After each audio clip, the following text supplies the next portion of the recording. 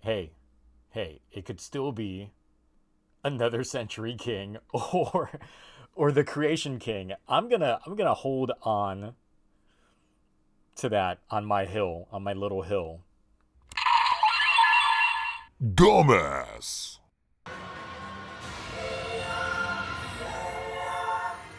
Big thank you to Volcanic Subs for putting in the work that helps this community continue to thrive. Now, Kamen Rider crossover movies used to be not that common. It was something that seemed way more reserved for something than Super Sentai than anything. But over the last 12 years, it's really become the expectation and the norm, with Kamen Rider Beyond Generations being no exception, but it does try to change things up a little bit. And by change things up, I mean still trying to cash in on the nostalgia trip of Kamen Rider Ichigo, like V3 ain't stronger. Come now. Kamen Rider Beyond Generations takes this 50th anniversary special and is already looking towards the next 50 years. Starting 50 years from now, where I'll either be dead or too old to be complaining about a children's TV show online, we get a man so dripped out of the era that the fashion police are after him. You see, in this future, the demons have taken over and set up a non-stop rave overlooking the city. The few humans that remain are just mulch for the ground. Our man out of time is named Ryunosuke, and he runs into a 70-something George Karizaki. He takes him to his base, where we have a nice little Easter egg of a bunch of classic Kamen Rider concept art. Is there like an official Kamen Rider concept art book? Because I'd buy that in a heartbeat. George's plan is to send Ryunosuke's mind back to the past, using the Cyclotron driver, having his mind join with his son's in order to become a Kamen Rider. There's some Revi's fan wank that happens, but then we are taken to an abandoned base where our fabulously dressed, and God I miss these guys' OG look, dead men show up to find a red version of the Gifu stamp. This one belonging to a demon named Diablo. Being revived, he brings forth his set of generals to go ahead and enact his wrath. See, this guy in 3 minutes is already a better villain than Gifu. At the Happy Spa, bro, why is there an inflatable suit of an alien? You know what? I'm just not even gonna finish that sentence. The crossovers start right away as a couple of Saber's riders make their way into the Happy Spa, with some romance tension in the air and a dad having some kid problems. That's weird. Why are y'all just going through this man's wallet like that? The ID's already visible. Who y'all think you are, Austin St. John? Moving on. As Diablos' minions start making their way to the different corners of the earth, they are challenged each time by some of the Sword of Logos. Knowing that they will need fashion help from the King of Drip himself, Rintaro goes to the green screen world to retrieve Toma's sword. But not before showing Sophia Blade's blade. Iki goes to return the wallet to the old man when Future's Past makes his modern debut. Before Ryunosuke's son Hideo has time to compute what's going on, Diablos goes ahead and attacks. Look at that! A villain that strikes first. Merging his consciousness with Hideo, they fuse to become Kamen Rider Century. Alright, look, not to make this a 30 or 40 minute review, I'm gonna try and break down the essential story beats that are told here. Ryunosuke is a man out of time.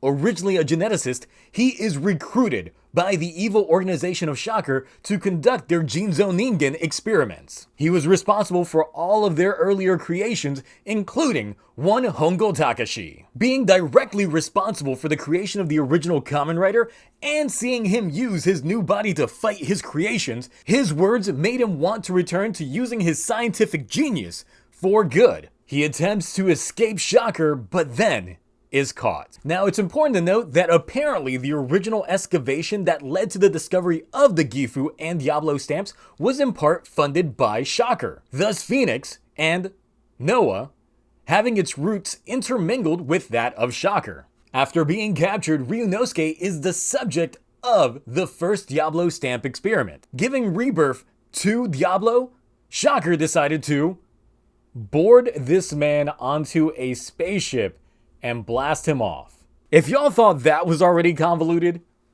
y'all, his ship, get this, his ship gets sucked into a wormhole that sends him into the future. You can't make this shit up. This is like the worst piece of fanfiction I've ever seen get made into an official plotline. The other major call out to this story is that we finally get an answer to the Revice opening question. What's up with those riders in the tubes? Turns out George wanted to recreate all the riders, thus creating the Clone Riders. These tubes hold in place the suits for when they are summoned. It's really just George being a fanboy of the highest degree. I wonder if he transforms into riders and then has like some AIs controlling the ride, and he's essentially just playing with big toys. That's all George is doing, just playing around with big toys. He's what we wish we could be. So I'm just gonna go ahead and get into the rating for this. Overall, this movie is a solid B. It's a good film. Not great, not amazing, but it certainly isn't bad. It's way better than Superhero Senki, I'll say that much. I think that's actually my most downvoted review is actually Superhero Senki. Everyone hated. Y'all really hated my opinion on that movie. Wow. Look, I've given up trying to find proper continuity in these shows, so I'll just take this one at face value. I've expressed my thoughts on the Sentry suit in past videos, and I'll just restate that it's an amazing work of art for a rider suit. It really plays homage to the Shocker Grunts with the internal skeleton, but just looking so fucking sleek. I only hope that this rider gets way more use in the future and it's not just a one-off, as the promotional materials really oversold this guy as a whole. Now, it can certainly come into play later on, similar to what they did with Kamen Rider Aqua some years back. So here's hoping that we get more of him down the line, and see you in another 50 years. At its core, this is a story of a father and son and his son's son. Ryunosuke, due to his misdeeds, missed out on his son's life, leaving a void in Hideo that he wasn't able to forgive and blocked out. The promise of being able to ride a bullet train with his dad that never happened. But due to that effect, he himself has his own shortcomings as a father, with this dynamic going into direct conflict with Kamen Rider Sentry's form, going from the crazed demon to the more dynamic Kamen Rider. And if y'all did not get manly tears when Ryunosuke told him that he should just take his own son on the bullet train, y'all dead inside. Now on to some of the shortcomings. And probably one of my biggest pain points is, and I know I'm probably going to get some slack for it, but Fujioka Maito. First of all, props to Fujioka Hiroshi. This man was having kids at 57. And I get it, this is nepotism to the nth degree. But no, Maito did nothing for me. He's trying so hard to emulate the bass in his father's voice, but it's like a great value version. Outside of his eyebrow game, he also doesn't favor his father in the looks department. They could have at least given that man a wig, as when he transforms, the suit actor's hair is sticking out like the classics. Another glaring oversight, and maybe it's just a rough cut, but when they transform into the Clone Riders, I think Rintaro's blade has the wrong helmet. Yeah, I think that's Jack Form's helmet.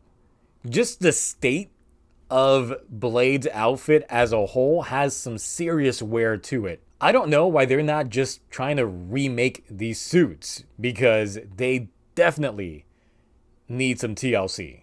Another thing that's really terrible is really just the green screen. Maybe I'm misremembering Saber, but I thought they had a physical set. But whatever the case, the green screen is bad.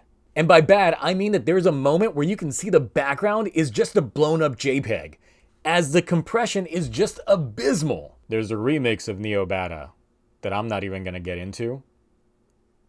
So bad. See, now the villain here is honestly another thing that I really liked about this movie.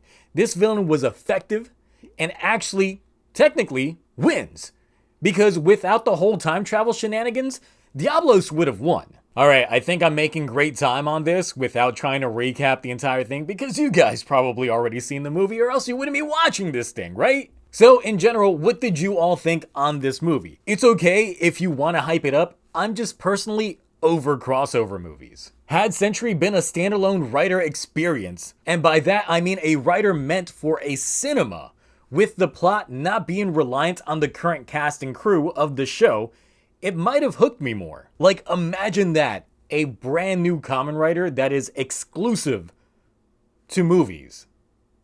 It would have been great. Either way, just like they've been doing with all these past crossover movies, every single one focuses on cashing in on nostalgia. So, I'm kind of over it. It's not nostalgic if you keep beating it over my face every year. Huh, Hasbro? Anyway, I am out. Let me know how you guys feel and think in the comments below. I'll get to them as soon as I'm able to, but until next time, bye.